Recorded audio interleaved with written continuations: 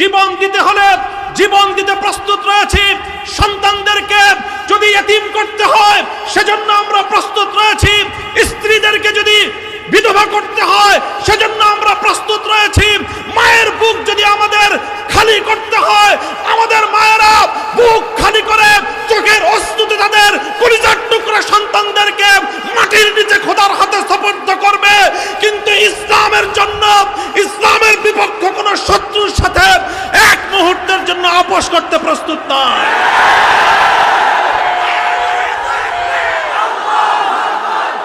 সময় কম, আমার স্পষ্ট পয়গাম, সব অন্যায়ের ক্ষমা রয়েছে, গাদ্দারি আর বিশ্বাসঘাতকতার কোনো ক্ষমা নাই।